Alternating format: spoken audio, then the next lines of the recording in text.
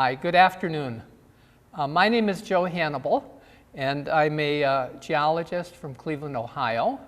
I have experience doing differing kinds of jobs. My most recent position has been for many years at the Cleveland Museum of Natural History.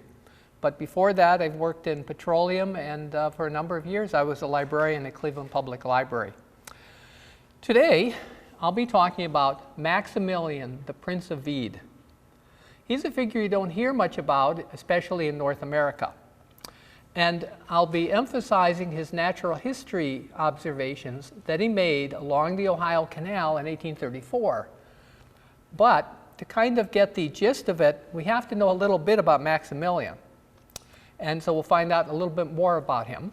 He was born in 1782. He lived a fairly long life at 1867. This picture shows him at midlife. And he came from the little township or municipality or kingdom of Wied, now all consolidated in the town of Neuwied, which is in Germany near the town of Mainz, if you know Mainz. And it's a nice place along the Rhine River. Here we have a scene along the Rhine of a tourist boat going down there. The Rhine is also noted for its Rhine wines. The castle or schloss or chateau of the Wied dynasty still exists. This is a picture I took a few years ago of it. And you can go right up to it, but you can't go inside. And I have to tell you, these folks, they're really serious about that. They have cannons. But you can walk along the Rhine, along the property. And you might wonder now, why did Maximilian become an explorer? We're going to talk a little bit, very little bit, about his explorations of South America and then North America, then about the Ohio Canal. Well, number one, he was in a ruling dynasty of a small principality, but he was number 8 out of 10 or 11 kids, depending how you count them. And as the 8th kid, he didn't have any money because kid number 1, we got all the money, everybody else got a little bit of money. And so what he did is he decided he was going to do some exploration. This was after he fought in the Napoleonic Wars for a time on the Prussian side, etc. But he left the military and became an explorer. So he borrowed a lot of money from his eldest brother. Well, he was inspired by a number of German scientists at the time, the most important of which was Alexander von Humboldt. We call him Humboldt here, and the Humboldt penguin is named after him in the Humboldt Current and Humboldt, California. Humboldt traveled throughout Spanish territory in the New World. He had a letter from the Spanish government allowing him to do so. And so he went to places like Cuba and Argentina and the whole western area of North and South America. And the Cubans put up a statue to him in Germany back in 1939, calling him the second discoverer of Cuba because of that. Well, between 1814 and 1815, Maximilian went to Brazil. He went to Brazil because Humboldt, traveling under the aegis of the Spanish, wasn't allowed to go to Portuguese territory in Brazil. So that gave him an opening. So the cover of this book here shows him in his garb in South America. The Germans, believe it or not, wore top hats at their times that they were exploring. And I want to put a little plug in here for this book that this is the cover of, which is Maximilian, Prince of Wied, a Rhenish naturalist in the Old and New World. The book encapsulates all of the travels of Maximilian, both in Europe before he went into the Americas, in Brazil, and in North America, et cetera, et cetera. It's a great book, and it's available from Germany. Now, in the town of Neuwied, you can find a monument to the Prince of Wied, and this is it. We have Maximilian on the right with his hunting rifle, or whatever he's using his rifle for. On the left, his artist, Carl Bodmer. This is evocative, this monument, of his travels in North America that followed his South American expeditions. So after South America, Maximilian went back to Wied and wrote up everything in 2 massive volumes. Then he went on a new trip to North America. He wanted to compare things in North America with South America. And he did the same thing. He eventually wrote up volumes. So on the right-hand side, we have Maximilian. On the left, the artist Karl Bodmer. And Karl is showing Maximilian a map or a diagram or a picture that he's drawn here. Now, his North American trip was between 1832 and 1834. And in this view, we could see not only his artist, Karl Bodmer, but his other accompanying person, David Drydoppel. Drydoppel was a taxidermist, a hunter, an all-around helping guy. And Bodmer, the artist, actually became very famous because of the paintings he made while he was in North America, particularly of native people.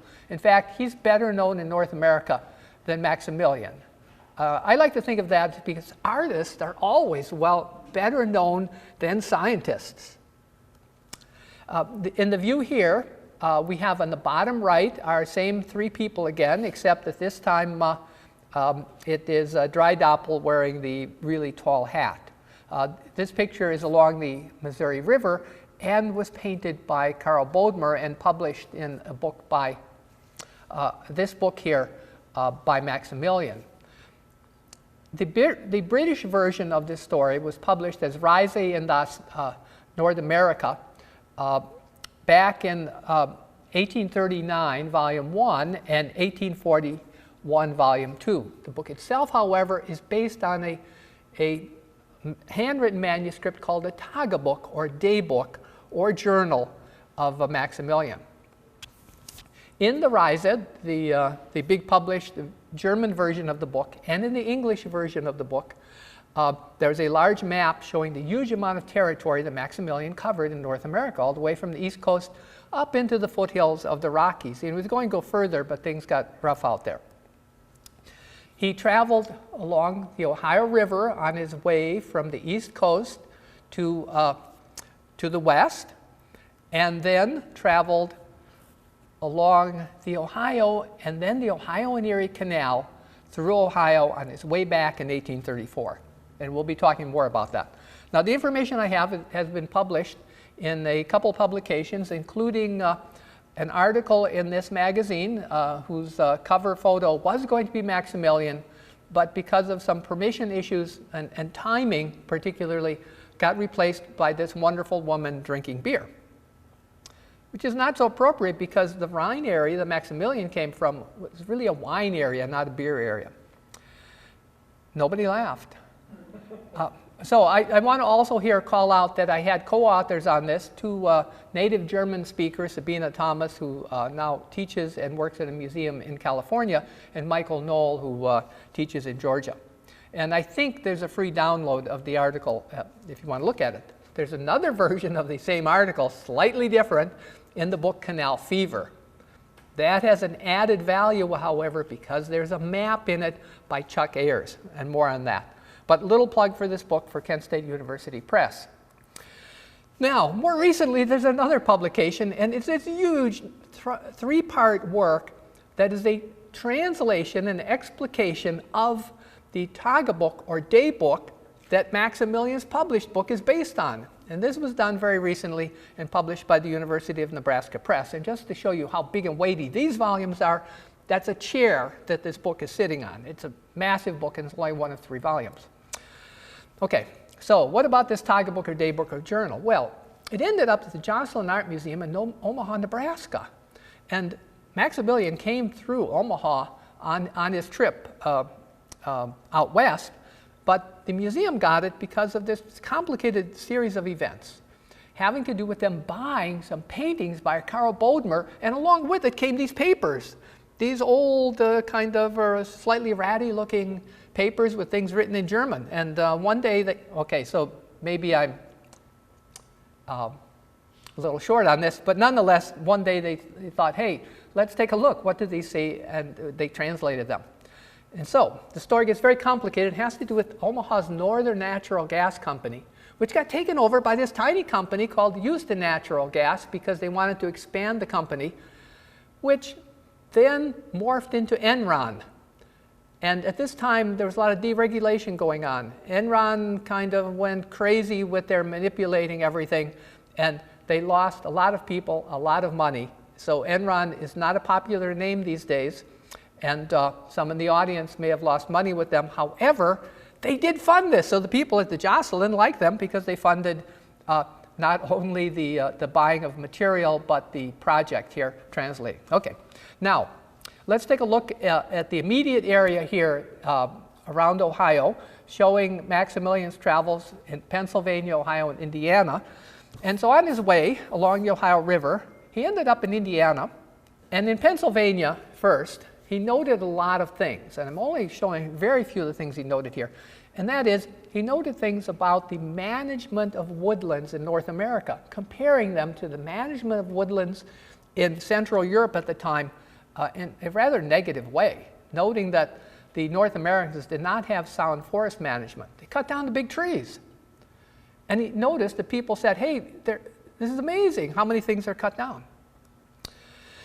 And so he continued along the Ohio River and ended up at a scientific post in Indiana known as New Harmony, a rather famous historic place. And there he hung out with a lot of people who have become very famous. He stayed there from fall of 1832 to the spring of 1833 and talked to people, had conversations, went on field trips, etc. And then he came back again in 1834 on his way back from out west. And during his time in New Harmony, he had discussions with a couple of people who were rather famous for their work in the mid-continent at that time, including a French-speaking person named Lesueur and a scientist named Thomas Say, who was a big mollusk expert at the time. And that meant, as Maximilian was coming back through Ohio, that he already had a background of the native organisms and he could identify them better. Okay, so Maximilian actually in his book described and named a number of things, some of which you've heard of, including the spring peeper, which is now known as Pseudacris crucifer. The Wied in my slide here indicates that Wied named the species, but the species has a different genus than the genus that Wied put it in. But nonetheless, he named the species. He also named the western chorus frog, its scientific name, and a turtle we all know, the red-eared slider, his scientific name was given by Wied. Here's a picture of the red-eared slider, a Carl Bodmer illustration. This particular turtle was really described by the Prince down in more southern climes than here. And in the northern part of the Ohio Canal today, you could find a red-eared slider, but it's considered an alien species up here. He also noted a lot of other kinds of organisms, including the muskrat and a whole number of other things that are found in our region. Well, he eventually made it out west, and that is the most famous part of his trip, and you could read about that elsewhere. But he traveled again with his hunter-type person, Guidebook, and his artist, Carl Bodmer, and they interfaced with the native people and made really important observations. As a matter of fact, if you look at the back side of the monument that we've looked at before, the monument, by the way, is around some basalt columns. Basalt is a rock that is found in the area of Wied, not particularly one found in North America, but the Germans did with what they had. But on this monument, you can see one of his informants or his colleagues on the native side in North America, and that is forebears. Among the illustrations that Bodmer made was this illustration of the inside of a Mandan house. He would know this very well because the Bodmer and Maximilian and Guidebook spent much time with the Mandans. This was at a time when the Mandans were still flourishing. Things got bad after that. The Mandans are still around, but this was their heyday. Now, a little more specific things about the Ohio Canal travels. He went from the south to the north, as plotted on his map here.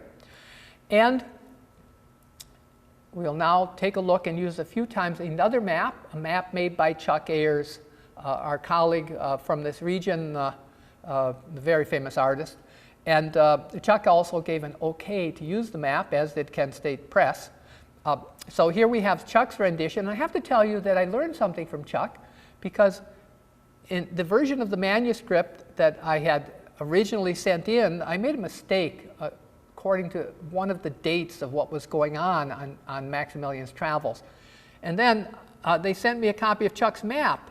And I looked at that and said, oh my gosh, you know, Chuck knew more about this than I knew, and he was the artist guy, quite a guy.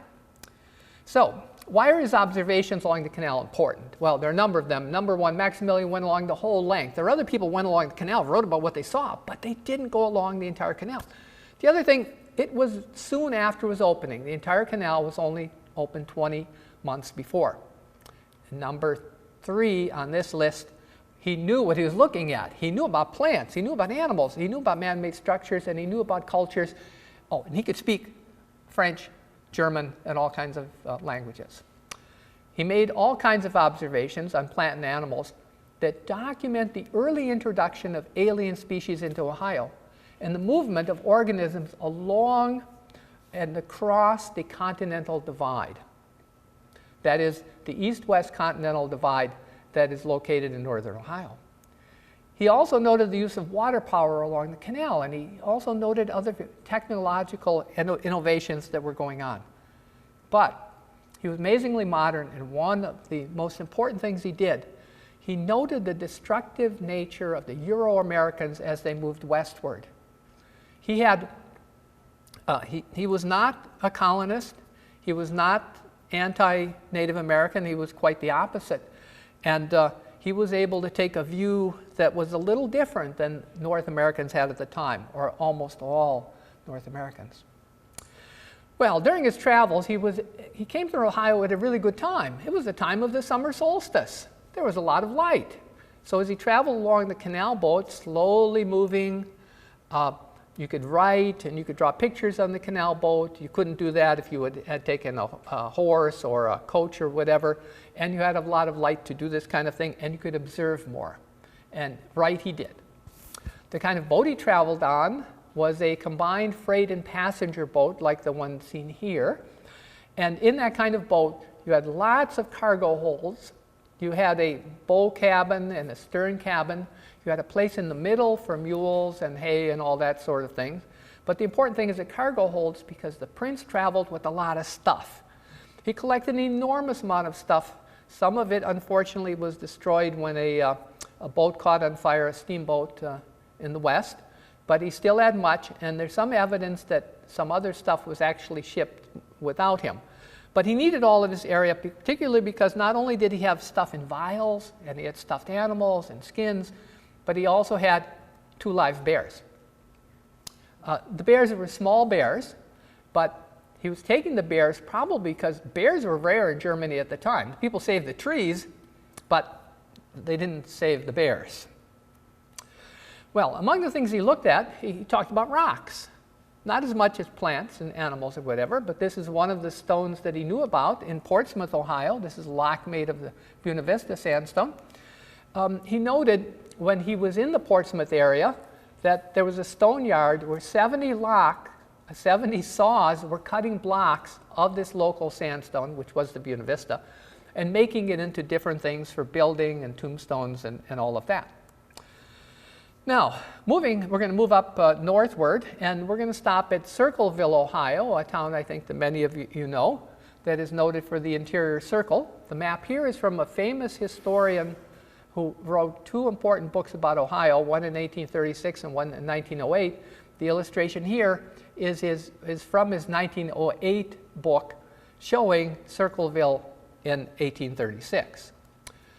Circleville was noted for Indian structures, Native American structures at that time often called by the Euro-Americans mound builders or whatever, kind of a misleading term. The earthworks were actually published in Germany by a previous Germanic-speaking explorer. There was no Germany at the time of this fellow, nor of Maximilian. Germany was an entity that came together later. But Maximilian had done his reading, and so he knew about these structures. And so he compared what he knew to what was going on. And here's what he said. The destructive urge of the Americans has left another sad memorial to itself, because instead of protecting these interesting old relics with the greatest care, they have erected buildings at precisely the same place and leveled the old embankments, of whose prior state and opening nothing now is left. Oh, and by the way, this translation. I've used translations that are an amalgam in some cases from different versions of the Risa with our own riff on this, and sometimes from the Guidebook that the Risa was based on. Okay, now, he also said the courthouse stands in the middle of the circular Indian embankment and the largest portion of the town lies within it. Now, most of the embankment is no longer visible. If you visit Circleville today, you can see you still have the circle, which was where the embankment was, but there's nothing really. And now they, the Euro-Americans, are at work destroying even the last records of historical memory. Quite sad. But he goes on, and in his Guidebook, that manuscript material translated into that giant book done recently, he said, the Americans with irresponsible selfishness and callousness have already wiped out, destroyed, and driven out the native population of the wide strip of land between the ocean and the Mississippi. With the population getting out of hand like ants, they will manage to carry this out in a short time. And so when I read this, all I could see in my mind were these ants. And so I decided that I needed to find a way to really show this to an audience. And so I made this little strip of pictures for you. And so there are the ants. By the way, no ants were hurt in making this picture. Leaving Circleville, Max noted a clam called the giant floater, Unio, and that was a species named after, say, one of the people who we talked to at New Harmony in Indiana. This is important because it showed how quickly these clams colonized the canal. Now, why is this? Well, it has to do with the way that clams reproduce. What happens is adult clams, the sperm fertilizes the egg of the clam, and larvae form. The clam spits out the larvae essentially that are called glaucidia, and those glaucidia colonize the mouth area, the gill structures of fish. And then the fish spit them out, they land on the ground, and they become clams. So fish spread clams. And here are the glaucidia. They look like miniature, if you remember, everybody used to have those little mouth things. What are they called? False teeth. Miniature false teeth.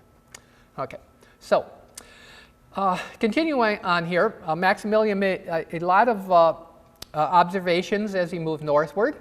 And you can see from his observations the effect of the Ohio Canal on organisms, because they provide a new habitat for aquatic things, semi-aquatic things, etc. They provided a corridor for organisms to cross that watershed divide and spread from the lake area watershed to the Ohio River watershed. Here's the divide. It crosses the Ohio and Erie Canal at Summit Lake in Akron. North of that, all the water falls into the Great Lakes and ultimately the Atlantic. South of that, the water into the Ohio River and the Gulf, and ultimately the Gulf of Mexico.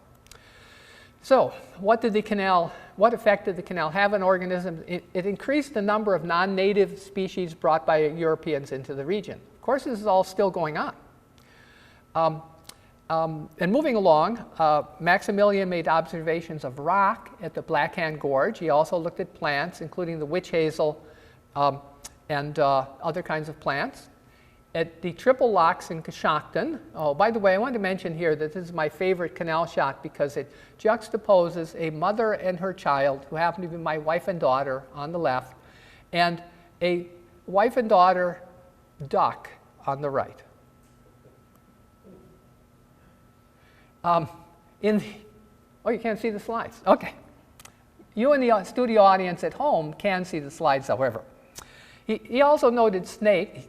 Oh, I forgot to mention here that he also mapped the locks and drew a diagram of them in his book.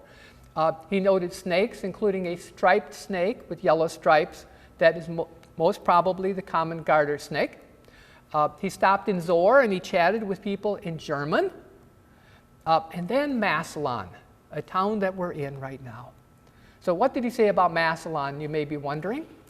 And that is, at dawn on June the 25th, we found ourselves at Massillon, a pretty, or you could say picturesque, or you could translate that as charming, or whatever really nice, heartwarming word that you would like, town in Stark County, laid out in 1826. Massillon has about 100 houses and 500 inhabitants. By the way, he didn't count them. He had a guidebook with him that he got some of this information from. Near here, we crossed the Tuscaroras on an aqueduct.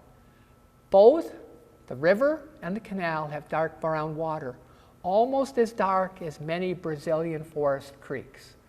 So here you find the only person who has ever compared the Tuscaroras River with Brazilian rivers and small streams. And the question is it brown? Well, I took that picture. That's not a Brazilian scene in the picture. That is a turtle on the Tuscaroras River, and you can see, indeed, it is brown. Okay, going up further north, he went through Summit Lake in Ohio and made some extremely important observations at this high point of the canal.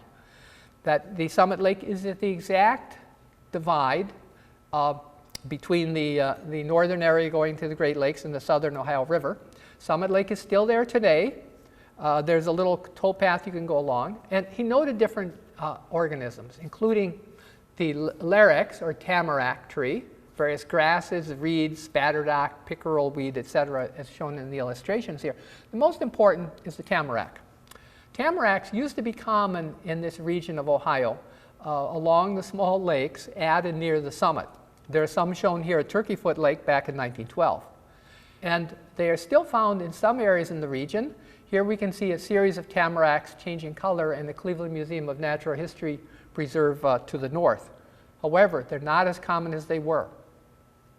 He noted at Summit Lake that entire lines of the trees now stand along the canal, withered and dried. What had happened is Summit Lake was lowered in order to cause less locks to be built, and the lowering of the water drained the wetlands, and all of the trees have died out. And he caught this right away. But Summit Lake is still there today. Moving north, he noticed other kinds of plant, including milkweed and pokeweed, growing strongly skywards. These are still plants that will indeed grow strongly skyward even in your yards today. And then in 1834, he ended up at the little town of Cleveland, Ohio. And in the illustration here, we can see the industrial area where the canal went, and in my left-hand picture along the railway, the canal was immediately to the right of that railway area and to the left of that semi-rounded building. In my right illustration, we can see the ditch of the canal, which is not watered right now, and some of the old canal warehouse remains. In Cleveland, Maximilian and his crew boarded a side-wheel steamer that is a coal-fired boat with a big wheel on the side of it that propelled it along, and went by the Cleveland lighthouse. And from there, the prince and his two companions took the boat and arrived in Buffalo, New York the next day. Thank you.